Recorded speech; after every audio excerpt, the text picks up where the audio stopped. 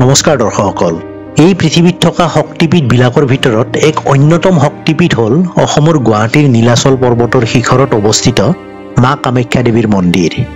আমি সকলোৱে জানো যে এই মন্দিৰ প্ৰাংগণত প্ৰতি বছৰে আহাৰ মাহৰ প্ৰথম ভাগত বা জুন মাহৰ শেষৰ ফালে অম্বুবাচী মেলা আয়োজন কৰা হয়।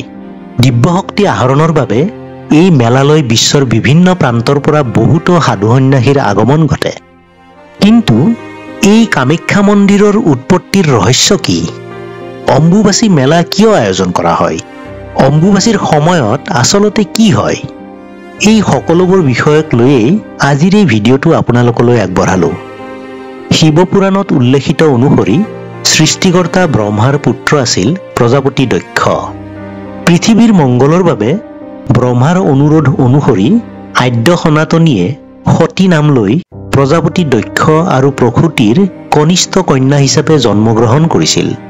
কনিষ্ঠ পুত্ৰী হোৱা বাবে সতীক দক্ষই বৰ মৰম কৰিছিল। সতী যৌৱনপ্ৰাপ্ত হোৱাত ব্ৰহ্মদেৱে সতীক শিৱৰ লগত বিবাহ দিয়াৰ বাবে চিন্তা কৰিলে। তেওঁ তেতিয়া দক্ষ প্ৰজাপতিৰ ওচৰত উপস্থিত হৈ ক'লে, বোপা দক্ষ, তুমি অতি পুণ্যৱান। আদ্যশক্তি লোকমাতাই সতী নাম সাধন কৰি তোমাৰ কন্যাৰূপে জন্মগ্ৰহণ কৰিছে। গতিকে জগতৰ হিত সাধনৰ বাবে তুমি সতীক শিৱলৈ বিয়া দিয়া। শিৱৰ বাহিৰে তেওঁৰ বাবে উপযুক্ত স্বামী আৰু আন কোনো হ'ব নোৱাৰে। ব্ৰহ্মাৰ কথা শুনি দক্ষই ক'লে, হে পিতা, মই শিৱক চিনি নাপাওঁ। তেওঁ কাৰ পুত্ৰ? তেওঁৰ গোত্ৰ কি? তেওঁৰ স্বভাৱ কেনেকুৱা? তেওঁৰ বিদ্যা, কুল, ধন, ৰূপ কেনেকুৱা? বৰ্ণনা কৰক। তেতিয়া ব্ৰহ্মদেৱে ক'লে, পুত্ৰীৰ বাবে তোমাৰ স্নেহ অপাৰ। তেওঁৰ বৈবাহিক জীৱন যাতে মধুৰ হয়, তেওঁ যাতে সুখত থাকিব পাৰে, এই কথাবোৰ ভাবিয়েই নিশ্চয় তুমি বৰ চিন্তিত। এই কথা মই বুজিব পাৰিছো। গতিকে শিৱৰ বিষয়ে মই কওঁ শুনা। তেওঁৰ ৰূপৰ তুলনা নাই। তেওঁ কেতিয়াবা এখন মুখৰ, কেতিয়াবা পঞ্চমুখৰ, আকৌ কেতিয়াবা সহস্ৰমুখৰ হৈ থাকে। তেওঁৰ চকু কেতিয়াবা তিনিটা, শত বা সহস্ৰ দেখা যায়। তেওঁৰ দেহৰ বৰণ কেতিয়াবা চন্দ্ৰৰ দৰে, কেতিয়াবা নীলবৰণৰ মেঘৰ দৰে। তেওঁ দিগম্বৰ আৰু সৰ্ববিদ্যাময়। তেওঁৰ গোত্ৰ কি জনা নাযায়, সেয়েহে তেওঁক সৰ্বগোত্ৰময় বুলি কোৱা হয়। দিনে নিশাই তেওঁ শ্মশানত বাস কৰে। তেওঁৱেই সিদ্ধিদাতা, তেওঁৱেই মুক্তিদাতা। গতিকে সেইজনা শিৱলৈ তোমাৰ কন্যা সতীক দান কৰা। ব্ৰহ্মাৰ কথা শুনি দক্ষ আচৰিত হ'ল আৰু ক'লে, হে পিতা, আপোনাৰ কথা শুনি মই বৰ আচৰিত হৈছো। আপুনি কোৱাটোৱেই যদি হয়, তেনেহ'লে শিৱৰ গাত মোৰ কন্যাৰ দৰা হোৱাৰ লক্ষণ অলপো নাই। মোৰ কন্যা হৈছে অতি ৰূপৱতী, মৃদুভাষিনী আৰু অতি বিনম্ৰ স্বভাৱৰ। কিন্তু শিৱৰ ক্ৰিয়াকাণ্ড ইয়াৰ বিপৰীত। ৰাজকীয় সুখ শান্তিত ডাঙৰ দীঘল হোৱা মোৰ কন্যাই কেনেকৈ শ্মশান বাসিন্দা হ'ব? শিৱ সকলো সময়তে দিগম্বৰ হৈ থাকে। তেনে দৰাক মই কেনেকৈ জোৱাই কৰি ল'ম? দিনহীন বেশৰ ভিক্ষাৰী শিৱলৈ মোৰ কন্যাক বিয়া দিবলৈ মোৰ অকণো ইচ্ছা নাই। আপুনি মোক ক্ষমা কৰিব। এই কথা শুনি ব্ৰহ্মাই ক'লে, হে বোপা দক্ষ, তুমি হয়তো নাজানা যে শিৱ সকলো জীৱৰ পৰমেশ্বৰ। তেওঁৱেই সৰ্বদেৱতাৰ ভিতৰত সৰ্বশ্ৰেষ্ঠ দেৱ। গতিকে তুমি তেওঁতকৈ শ্ৰেষ্ঠ দৰা ক'ত পাবা? ব্ৰহ্মাই নিজৰ মতত অলৰচৰ হৈ থকা দেখি দক্ষই ক'লে, হে পিতা, মই আপোনাক আৰু ভগৱান বিষ্ণুকহে শ্ৰেষ্ঠ বুলি ভাবোঁ। গতিকে আপোনাৰ আদেশ পালন কৰিবলৈ মই মোৰ কন্যা তথা আপোনাৰ নাতি সতীক আপোনাক অৰ্পণ কৰিলোঁ। আপুনি তেওঁক যাৰ সৈতে বিয়া দিব বিচাৰে দিয়ক। এইদৰে কৈ দক্ষই পিতৃ ব্ৰহ্মাৰ হাতত সতীক প্ৰদান কৰিলে। ইয়াৰ পিছত ব্ৰহ্মাদেৱে নাতিনী সতীৰ সৈতে গৈ হিমালয়ৰ সেই স্থানত উপস্থিত হ'ল যি স্থানত শিৱই অৱস্থান কৰি আছিল। ব্ৰহ্মাদেৱে তাত উপস্থিত হৈ গন্ধৰ্ব, চাৰণ, সিদ্ধিগণ আৰু অন্যান্য দেৱ দেৱতাক স্মৰণ কৰিলে। লগে লগে আটাইবোৰ তাত আহি উপস্থিত হ'ল। তেওঁলোকৰ উপস্থিতিত ব্ৰহ্মাদেৱে সতী আৰু শিৱৰ বিবাহ সম্পাদন কৰিলে। শিৱক পতিৰূপে বৰণ কৰি সতীয়ে পৰম আনন্দ লাভ কৰিলে। সতীক বিবাহ কৰাই দেৱাদিদেৱ মহাদেৱেও আনন্দমনে সতীৰ সৈতে বৈবাহিক জীৱন অতিবাহিত কৰিব ধৰিলে। এদিন ব্ৰহ্মাদেৱে বিষ্ণুদেৱ আৰু আন দেৱ দেৱতাসকলৰ লগত শিৱ আৰু সতীক দৰ্শন কৰাৰ ইচ্ছা কৰিলে। তেওঁলোকৰ এই ইচ্ছাৰ বিষয়ে গম পাই দক্ষৰো যি জোৱাইকনো কেনে আছে তাকে চাই আহিবলৈ মন গ'ল। তেওঁলোক গৈ যেতিয়া শিৱ আৰু সতীৰ ওচৰত উপস্থিত হ'ল, তেতিয়া তেওঁলোকে দেখিলে যে শিৱই কঁকালত বাঘৰ ছাল আৰু ডিঙিত সৰ্পৰ আভূষণ ধাৰণ কৰি বহি আছে, আৰু তেওঁৰ বাওঁ কাষত বহি সতীয়ে বিচনীৰে মৃদু মৃদুকৈ বিচি আছে। তেওঁলোক তেনেদৰে বহি থকা দেখি ব্ৰহ্মা আৰু বিষ্ণুৰ লগতে আন দেৱতাগণেও তেওঁলোকক প্ৰণাম জনালে। কিন্তু শিৱৰ বেশভূষা দেখি দক্ষ বৰ অসন্তুষ্ট হ'ল। সতী আৰু শিৱয়েও সকলোকে প্ৰণাম জনালে। ব্ৰহ্মা, বিষ্ণু, দেৱৰ্ষিগণ আৰু আন আন দেৱ দেৱতাসকলৰ লগত পৰম পূজনীয় পিতৃ দক্ষক দেখি সতীৰ লগতে শিৱয়েও পৰম আনন্দিত হ'ল। দুয়োজনে সকলোকে সমানে সন্মান জনাই বহিবলৈ আসন দিলে। এই কথাত দক্ষই মনে মনে বৰ অসন্তুষ্ট হৈছিল। তেওঁ বিচাৰিছিল যে যি জোৱাইকে তেওঁক বিশেষভাৱে সন্মান জনাওক আৰু তেওঁক বিশেষ গুৰুত্ব দিয়ক। কিন্তু সতী আৰু শিৱই সেয়া নকৰাত তেওঁ অপমানিত হোৱা যেন অনুভৱ কৰিলে। গতিকে তেওঁ খঙতে সেই স্থানৰ পৰা প্ৰস্থান কৰিলে। ইয়াৰ পিছত ব্ৰহ্মা, বিষ্ণু আৰু দেৱগণে শিৱ আৰু সতীক প্ৰণাম জনাই ক'লে, হে জগদীশ্বৰ, হে মাতৃ জগদীশ্বৰী, আপোনালোক উভয়ে আমাৰ প্ৰতি প্ৰসন্ন হওক। আপোনালোক দুয়োজনৰ পদদৰ্শন কৰিবৰ বাবে আমি ইয়াত উপস্থিত হৈছোঁ। আপোনালোকে আমাক সৰ্বক্ষণে ৰক্ষা কৰি থাকিব বুলি প্ৰাৰ্থনা কৰিছোঁ। এই কথা শুনি শিৱ আৰু সতীয়ে মৃদু হাঁহি মাৰি ক'লে, হে দেৱগণ, আমি সদায় আপোনালোকক কৃপা কৰি থাকিম। শিৱ আৰু সতীৰ পৰা আশীৰ্বাদ লাভ কৰি দেৱগণে প্ৰণাম জনাই নিজ নিজ ধামলৈ গমন কৰিলে। ইয়াৰ কেইদিনমানৰ পিছত প্ৰজাপতি দক্ষই এভাগী মহাযজ্ঞৰ আয়োজন কৰিলে। সেই যজ্ঞলৈ ব্ৰহ্মা, বিষ্ণু, দেৱৰ্ষি, গন্ধৰ্ব, ঋষি, মহৰ্ষি আদি কৰি জগতৰ সকলো দেৱ দেৱতাক নিমন্ত্ৰণ জনোৱা হ'ল। কিন্তু দক্ষই যি জোৱাইকক সেই যজ্ঞলৈ নিমন্ত্ৰণ নজনালে। ইয়াৰ কাৰণ হ'ল পূৰ্বতে যি জোৱাইকৰ পৰা বিশেষভাৱে সন্মান লাভ নকৰা, আৰু লগতে দক্ষই ভাবিছিল যে জীয়ৰী সতীয়ে যদি দিনহীন ভিক্ষাৰী বেশৰ শিৱৰ লগত আহি যজ্ঞত উপস্থিত হয়, তেতিয়া নিমন্ত্ৰিত অতিথিসকলৰ আগত তেওঁ বৰ লজ্জা অনুভৱ কৰিব। গতিকে এইবোৰ ভাবিয়েই তেওঁ শিৱ আৰু সতীক যজ্ঞলৈ নিমন্ত্ৰণ নজনালে। যথাসময়ত যজ্ঞ আৰম্ভ হ'ল। যজ্ঞৰ ধোঁৱা একেৰাহে আকাশত উৰিব ধৰিলে। সুদূৰৰ পৰা যজ্ঞৰ ধোঁৱা দৰ্শন কৰি সতীয়ে শিৱক ক'লে, হে স্বামী, আকাশত কাৰোবাৰ যজ্ঞৰ ধোঁৱা উৰি ফুৰা দেখিছোঁ। কৃপা কৰি মোক জনাওক যে সেই যজ্ঞ কোনে আয়োজন কৰিছে। দেৱী সতীৰ কথা শুনি শিৱই ক'লে, হে দেৱী, তোমাৰ পিতৃ প্ৰজাপতি দক্ষই মহাযজ্ঞ আৰম্ভ কৰিছে। সেইবোৰ সেই মহাযজ্ঞৰ ধোঁৱা আকাশত উৰি ফুৰিছে। শিৱৰ কথা শুনি সতী বৰ আচৰিত হ'ল। তেওঁ শিৱক ক'লে, হে স্বামী, আপুনি সৰ্বদেৱেশ্বৰ, আপুনি অবিহনে মোৰ পিতৃয়ে কেনেকৈ যজ্ঞ সম্পাদন কৰিব?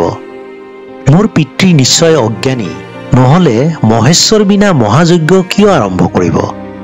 সতীৰ কথা শুনি শিৱই ক'লে, হে দেৱী, যিবোৰ দেৱতা যজ্ঞস্থলত উপস্থিত হৈছে তেওঁলোকে যজ্ঞৰ দ্ৰব্যভোজন কৰিলেই মই আনন্দিত হ'ম।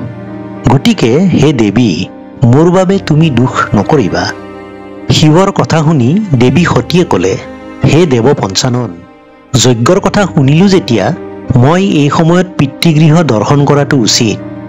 যজ্ঞত যিমানবোৰ দেৱতা উপস্থিত আছে তেওঁলোকক দৰ্শন কৰিবলৈ মোৰ বৰ মন গৈছে। গতিকে হে পশুপতি, মোক পিতৃগৃহৰ যজ্ঞভূমিলৈ যোৱাৰ অনুমতি প্ৰদান কৰক। সতীৰ অনুৰোধ শুনি শিৱই ক'লে, হে দেৱী, তুমি সেই যজ্ঞলৈ যোৱাটো উচিত নহ'ব। যি যজ্ঞলৈ তোমাৰ পিতৃয়ে আমাৰ বাহিৰে আন সকলোকে আমন্ত্ৰণ কৰিছে অথচ আমাক আমন্ত্ৰণ কৰা নাই, গতিকে ইয়াৰ নিশ্চয় কিবা অৰ্থ আছে। এই বুলি কৈ শিৱৰ মনটো চিন্তাত গধুৰ হৈ পৰিল। তেওঁ নিশ্চয় কিবা এটা অনুভৱ কৰিব পাৰিছিল যে যদি এই যজ্ঞলৈ সতী যায় তেতিয়া হয়তো সতীৰ সৈতে এয়াই তেওঁৰ শেষ সাক্ষাৎ হ'ব। কিন্তু সতী যে নিজৰ কথাত অলৰচৰ, তেওঁ যজ্ঞলৈ যাবই। গতিকে মন নাথাকিলেও সদাশিৱে সতীৰ অনুৰোধ ৰক্ষা নকৰাকৈ থাকিব নোৱাৰিলে। শিৱই অৱশেষত ক'লে, হে দেৱী, তেনেহ'লে এতিয়া তুমি যজ্ঞ দৰ্শন কৰিবলৈ যোৱা আৰু পিতৃ মাতৃক দৰ্শন কৰি অনতিপলমে মোৰ ওচৰলৈ ঘূৰি আহিবা। শিৱৰ অনুমতি লাভ কৰি সতী আনন্দিত হ'ল। কিন্তু আগন্তুক বিপদৰ উমান পাই শিৱৰ মনটো এক বুজাব নোৱাৰা দুখে হেঁচা মাৰি ধৰিলে। কিয়নো এয়াই যে সতীৰ সৈতে তেওঁৰ শেষ দেখা। সতীয়ে শিৱৰ চৰণত প্ৰণাম জনাই পিতৃগৃহলৈ গমন কৰিলে। তেওঁ গৈ পিতৃগৃহত উপস্থিত হ'ল। সেই সময়ত যজ্ঞভূমি অনেক দেৱ দেৱতাৰে ৰজন জনাই আছিল। দক্ষই যেতিয়া জীয়েক সতীক দেখা পালে তেতিয়া তেওঁ ক্ৰোধিত হৈ ক'লে, সতীয়ে এই স্থানলৈ আগমন কৰাত মোৰ যজ্ঞ অশুদ্ধ হ'ল। এওঁ মোৰ কন্যা হ'লেও তেওঁৰ স্বামী দিগম্বৰ শিৱৰ লগত অপবিত্ৰ শ্মশানে শ্মশানে ঘূৰি ফুৰে। গতিকে তেওঁ কি কাৰণে এই যজ্ঞভূমিত প্ৰৱেশ কৰিলে? শিৱৰ চৰিত্ৰ মই ভালদৰে জানো। তেওঁ লজ্জাহীন। মাত্ৰ এখন বাঘৰ ছাল কোনোমতে তেওঁৰ কঁকালত ওলমি থাকে। তেওঁৰ কোনো দিব্যভূষণ নাই। সকলো সময়তে ডিঙিত এডাল সাপ ওলমি থাকে। মূৰৰ চুলিত জটা বান্ধিছে। তেওঁ ভাং আৰু ধতুৰা খাই পাগলৰ দৰে থাকে। তেওঁৰ অনুচৰগণ ভূত আৰু প্ৰেত। তেওঁক স্বামীবৰণ কৰাৰ পিছত মোৰ কন্যাও তেনেদৰে থাকিব লৈছে। প্ৰজাপতি দক্ষই এনেদৰে শিৱনিন্দা কৰাত উপস্থিত সকলোৱে মনত বৰ দুখ পালে। নিজৰ কাণেৰে স্বামীৰ এনে নিন্দা শুনি সতী ব্যথিত হৈ পৰিল। ইয়াৰ পিছত তেওঁ ক্ৰোধান্বিত হৈ সকলোৰে সন্মুখত পিতৃ দক্ষক ক'লে, হে পিতা, তুমি অকাৰণে মোৰ স্বামীক নিন্দা কৰিলা। যিয়ে দেৱতা আৰু ঈশ্বৰৰ নিন্দা কৰে তেওঁ দণ্ডৰ যোগ্য। তুমি যিহেতু শিৱ নিন্দা কৰিলা তাৰ উচিত দণ্ড তুমি নিশ্চয় পাবা। এই বুলি কৈ স্বামী নিন্দা সহ্য কৰিব নোৱাৰি সতীয়ে সেই ঠাইতে যোগাসনত বহি ধ্যানমগ্ন হ'ল আৰু যোগৰ বলত তেওঁ দেহ ত্যাগ কৰিলে।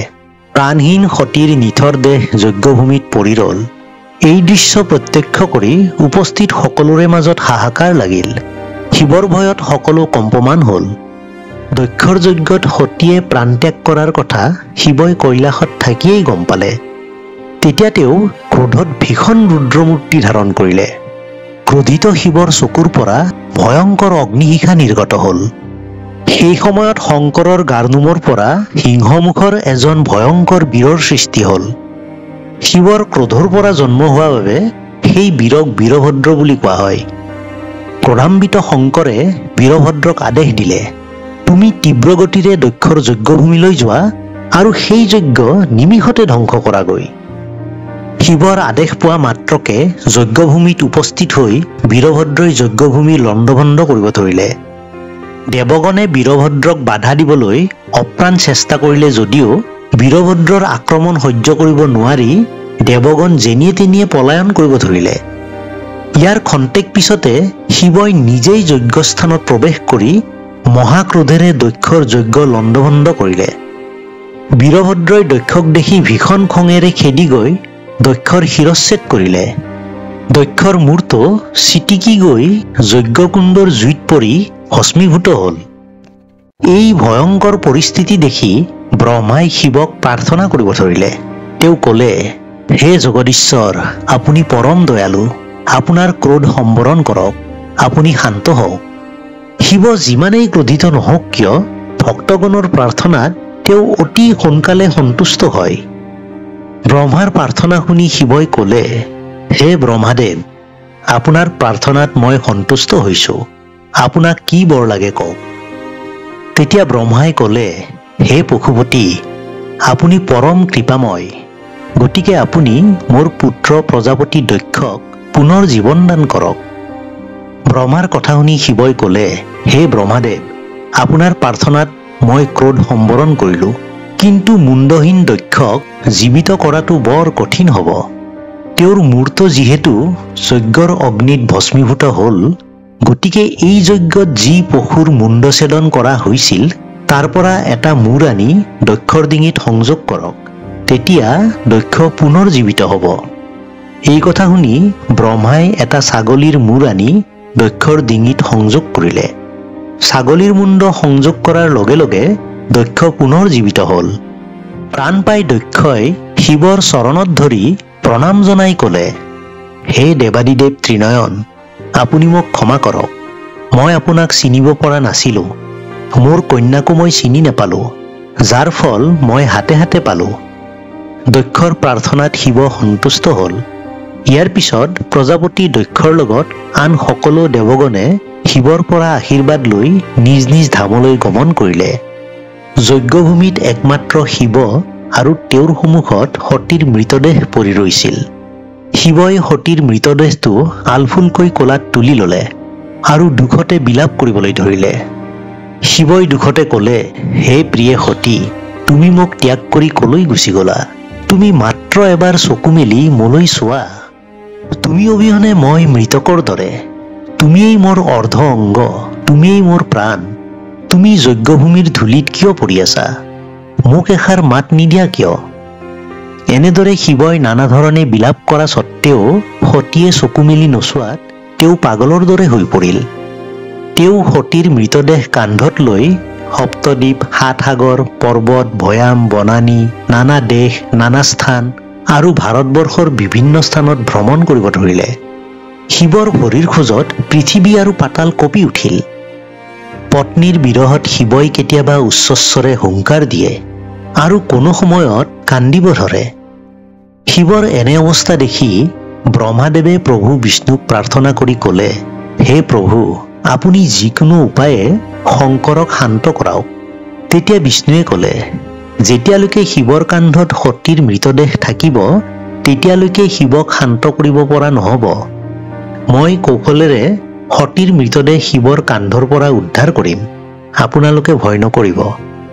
ব্ৰহ্মা আদি দেৱগণক তেনেদৰে আশ্বাস দি বিষ্ণুৱে শিৱই নেদেখাকৈ তেওঁক অনুসৰণ কৰিব ধৰিলে।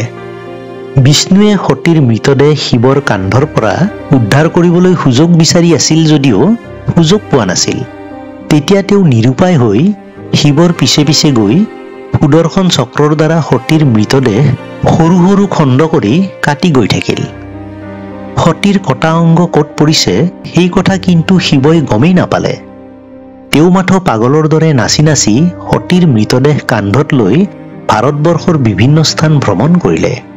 প্ৰাচীন ভাৰতৰ সৰ্বমুঠ ৫১ স্থানত সতীৰ দেহৰ খণ্ড পৰিছিল। সতীৰ দেহৰ খণ্ড যিবোৰ স্থানত পৰিছিল সেই আটাইবোৰ স্থানতেই একোখনকৈ পৰম পবিত্ৰ পীঠস্থানৰ উৎপত্তি হৈছিল।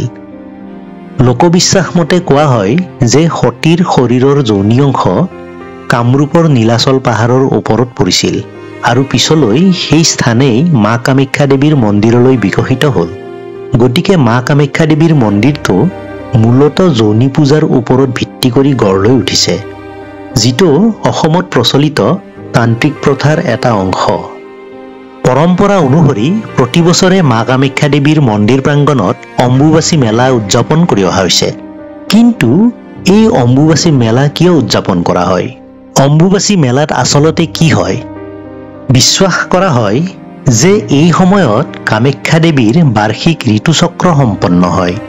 লোকবিশ্বাস মতে আন যিকোনো মহিলাৰ দৰে মা কামাখ্যা দেৱীৰো ঋতুচক্ৰ আছে। অৱশ্যে দেৱীৰ ক্ষেত্ৰত এয়া বছৰিকীয়া ঋতুস্ৰাৱ বুলি গণ্য কৰা হয়। বিশ্বাস কৰা হয় যে এবছৰৰ মূৰত আহাৰ মাহৰ প্ৰথম ভাগত কামাখ্যা দেৱীৰ ঋতুস্ৰাৱ ৩ দিন ধৰি চলে। গতিকে সেই ৩ দিনত মন্দিৰৰ দুৱাৰ বন্ধ কৰি ৰখা হয়। মন্দিৰৰ দুৱাৰ বন্ধ হোৱাৰ দিনাখনৰ পৰাই আনুষ্ঠানিকভাৱে আৰম্ভ হয় অম্বুবাচী মেলা। এই ৩ দিন দেৱীৰ বাবে বিশ্ৰাম আৰু শুদ্ধিৰ সময় বুলি গণ্য কৰা হয়। সাধাৰণ ভক্তগণৰ বাবে মন্দিৰৰ দুৱাৰ যদিও ৩ দিন বন্ধ থাকে, তথাপিও কিন্তু মন্দিৰৰ গৰ্ভগৃহৰ ভিতৰত পূজাৰীসকলে পৰম্পৰাগত অনুসৰি বিশেষ তন্ত্ৰ-মন্ত্ৰ সাধনা কৰে। এই সময়ছোৱাত মন্দিৰৰ গৰ্ভগৃহৰ ভিতৰত থকা দেৱীৰ যৌনি আকৃতিৰ শিলাখণ্ডৰ চাৰিওফালে এখন বগা কাপোৰ ৰখা হয়। ৩ দিনৰ পিছত এই কাপোৰৰ ৰং ৰঙা হৈ পৰে। কিংবদন্তি অনুসৰি ঋতুচক্ৰৰ সময়ত হোৱা দেৱীৰ ৰক্তস্ৰাৱৰ ফলত এই কাপোৰখনৰ ৰং ৰঙা হৈ পৰে বুলি কোৱা হয়।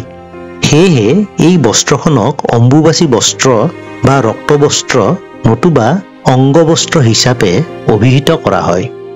মন্দিৰৰ দুৱাৰ ৩ দিন বন্ধ থকাৰ পিছত চতুৰ্থ দিনাখন সাধাৰণ ভক্তগণৰ বাবে পুনৰ খুলি দিয়া হয় আৰু সেইদিনাই ভক্তসকলৰ মাজত এই অংগবস্ত্ৰৰ সৰু সৰু টুকুৰা দেৱী মাৰ আশীৰ্বাদ হিচাপে বিতৰণ কৰা হয়। মন্দিৰৰ দুৱাৰ খোলাৰ দিনাখনেই অম্বুবাচী মেলাৰো অন্ত পৰে। অৰ্থাৎ অম্বুবাচী মেলা 4 দিন ধৰি উদযাপন কৰা হয়। দৰ্শকসকল, আপোনালোক আটাইলৈকে অম্বুবাচী মেলাৰ শুভেচ্ছা জনাই আজিৰ এই ভিডিঅ'টো এইখিনিতে শেষ কৰিছোঁ। ভিডিঅ'টো চাই আপোনালোকে কেনেকুৱা পালে ভিডিঅ'টোৰ কমেণ্ট বক্সত কমেণ্ট কৰিবলৈ নাপাহৰিব আৰু যদিহে ভিডিঅ'টো ভাল পালে অনুগ্ৰহ কৰি ওচৰতে থকা লাইক বাটনটো প্ৰেছ কৰি দিব আৰু এতিয়ালৈকে যদি মোৰ এই চেনেলটো আপোনালোকে ছাবস্ক্ৰাইব কৰা নাই অনুগ্ৰহ কৰি ছাবস্ক্ৰাইব কৰিব আৰু ওচৰতে থকা বেল আইকনটো প্ৰেছ কৰি ৰাখি দিব। তেতিয়াহ'লে আগলৈ আহিবলগীয়া এনেকুৱা ধৰণৰ ভিডিঅ'সমূহৰ নটিফিকেশ্যন আপোনালোকে পাই থাকিব। গতিকে দৰ্শকসকল, আজিৰ ভিডিঅ'টো এইখিনিতে শেষ কৰিছোঁ। ধন্যবাদ।